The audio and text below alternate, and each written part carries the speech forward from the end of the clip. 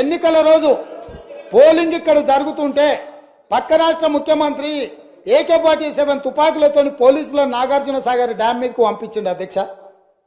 ఇవాళ నేను అడగదలుచుకున్న వాళ్ళను, నాగార్జున సాగర్ 100% మన భూభాగంలో ఉంది. మన ప్రాంతం, మన ప్రాంతానికి లోపటికొచ్చి తుపాకులు పెట్టి ప్రాజెక్టులను ఆక్రమించుకుంటుంటే వీళ్ళ సహకారం లేకుండా వస్తాడా అధ్యక్ష? ఇంటి దొంగలు లేకుండా జగన్మోహన్ రెడ్డి గారు లోపలికొచ్చి నాగార్జున సాగర్ డ్యామ్ మీద పహారాలు కాసే పరిస్థితి వస్తుందా అధ్యక్ష? ఎందుకు ఆ రోజు వీళ్ళు మాట్లాడలేదు? వీళ్ళు ఇచ్చిన అలసే కదా, వాళ్ళు పెట్టిన పులుసు తిని వీళ్ళు అలసి ఇవ్వడం వల్లనే కదా ఈ రోజు ఈ పరిస్థితి వచ్చింది. ఆయల్లో రాయలసీమకు పోయినప్పుడు కల్వకుంట్ల చంద్రశేఖరరావు గారు, ఈనాటి మంత్రి శ్రీమతి రోజా గారు పెట్టిన రాగి సంకటి రొయ్యల పులుసు తిని రాయలసీమను రతలాలసీమం చేస్తా అని చెప్పి మాట ఇచ్చి బేసిన్లు లేవు, బేసిజాలు లేవు, మీరు కొట్టుకపోండి అన్నాడు.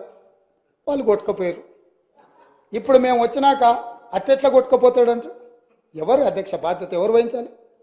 నీ కళ్ళ ముందే కదా ముచ్చుమర్రి చంద్రబాబు నాయుడు కట్టింది, నీ కళ్ళ ముందే కదా రాజశేఖర రెడ్డి పోతిరెడ్డి పాడును 44,000 క్యూసెక్లకు పెంచి తరలించకపోయింది. నీ కళ్ళ ముందలనే కదా నీ ఇంట్లో పంచపక్ష ప్రమాణాలు జగన్మోహన్ రెడ్డి గారికి పెట్టి జీవో నెంబర్ 203ను నీ ఇంట్లోనే పునాదులేసి రాయలసీమ లిఫ్ట్ ఇరిగేషన్ కు ప్రగతి భవన్ లో కేసీఆర్ గారి డైనింగ్ టేబుల్ మీద పునాది రాయబడ్డది. దానికి పునాది రాయేసింది మీరే కదా. 8 TMCలు పర్ డే తరలించకపోవడానికి అనుమతి ఇచ్చింది, టెండర్లు పిలిచింది, కాంట్రాక్టులు అప్పచెప్పింది, పనులు పూర్తి చేసింది మీరు అధికారంలో ఉన్నప్పుడే కదా అధ్యక్ష.